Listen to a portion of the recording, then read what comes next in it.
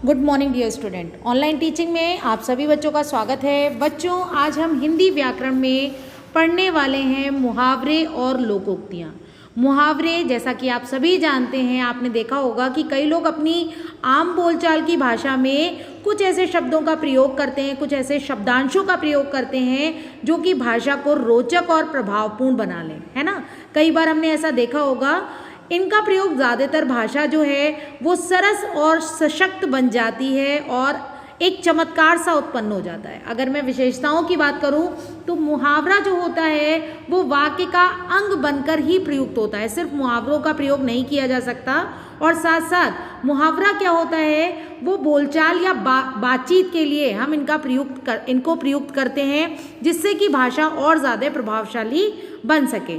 मुहावरों में मूल क्रियापद का होना आवश्यक होता है, यानी मूल रूप से जो क्रिया है वो यहाँ पर दिखाई देती है। मुहावरे के रूप में कोई परिवर्तन नहीं होता, मतलब लास्ट में हम सहायक क्रिया या उसमें हम बात करें तो हम चेंजेस कर सकते हैं, बट ओवरऑल नहीं कर सकते।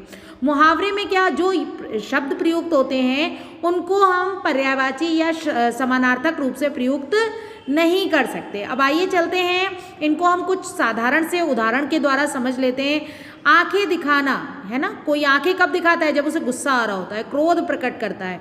जैसे कि खिलौने के टूट जाने पर माँ ने मुझे आंखें दिखाई। या हम दूसरा उदाहरण ले सकते हैं, कमर कसना, पूरी तरह से तैयार हो जाना। कमर कब कसी जाती है? जब हम पूरी तरह से तैयार हो जाते हैं। मैंने परीक्षा के लिए अपनी कमर कस ली है। इसके अलावा भी बहुत सारे ऐसे उदाहरण हैं। चाहे मैं बात करूं आंखें चुराना, कब होता है ऐसा? जब वो सामने ना आना चाहे या हमसे बचने की कोशिश करे, है ना। आकाश पाताल आदमी कब एक कर देता है? जब वो बहुत ज़्यादा परिश्रम करता है। काला अक्षर भैंस बराबर, यानी बिल्कुल भी अनपढ़ होना, उसको कुछ भी नहीं पता।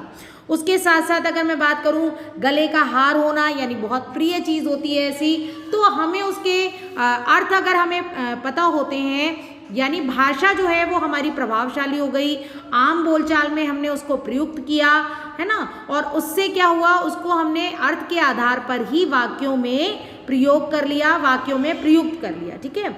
अब उसके अलावा कुछ अन्य उदाहरण भी देख लेते हैं। चकमा देना, चांद पर थूकना, घड़ों पानी पड़ना, ये सभी क्या हैं? ये सभी हैं उदाहरण किसके? मुहावरों के, जो कि क्या करती है, भाषा को रोचक और प्रभावपूर्ण बनाती है। चाहे वो मुहावरे हो, चाहे वो लोकोक्तियाँ हो, दोनों के आधार पर ही हम अपनी भाषा को कैसे बना सकते हैं, दूसरे पर असर छोड़ने वाली बना सकते हैं। ठीक है। अब जैसे कि मैं एक इसमें अगर बात करूं तो लोहे के चने चबाना, है ना, या मुंह में पानी भरना, नाक कटाना, ये सब मुहावरे हैं जिनके शाब्दिक अर्थ हम नहीं समझेंगे, है ना। लोहे के चने चबाने का मतलब ऐसा नहीं है कि लोहे के चने चबा लिए किसी ने। ठीक है।